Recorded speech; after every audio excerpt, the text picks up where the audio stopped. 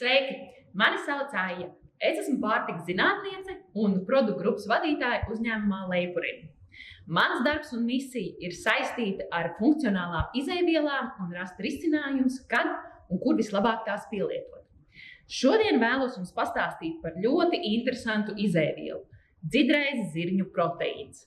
Kas tas ir un kur to izmanto? Skatāmies tālāk. Man rokās ir divi dažādi zirņu proteīnu produkti. Zirņu proteīna izolāts parastais un dzidrais zirņu proteīns. Ar ko tie atšķiras? Dzidro zirņu proteīnu iegūst fermentatīvi hidrolizējot zirņu proteīnu izolātu un izmantojot uzlabot filtrāciju. Rezultātā tiek iegūts viegls birstošs pulveris, kas ideāli un pilnībā šķīsta ūdenī. Paskatīsimies, kā tas izskatās.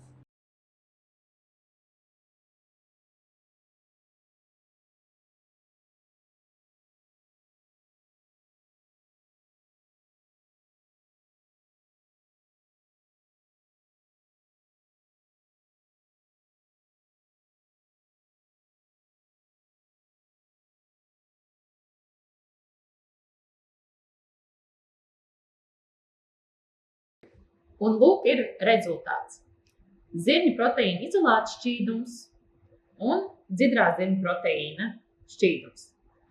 Kā mēs varam redzēt, zirņu proteīna izolāts veido nedaudz nogulsnes, šķidrums nav caurspīdīgs, un tam ir tipiska zirņiem raksturīga smarža. Bet dzidro zirņu proteīna šķīdums ir caurspīdīgs, tam nav tipiskā aromāta un, protams, tas neveido nogulsnes. Jautājums ir par to, kur šo dzidro zirņu proteīnu ir iespējams izmantot. Pasaulē galvenokārt to izmanto sporta dzērienu ražošanā, dzērienos ar augstu olbaltumvielu saturu un funkcionālos pulverveida maisījumos. Bet ir viens bet. Dzidram zirņu proteīnam veidojas rūgtena garša, kas ir radusies pēc fermentatīvās hidrolīzes. Bet viegli dzērienu industrijā to apiet, pazeminot dzēriena pH.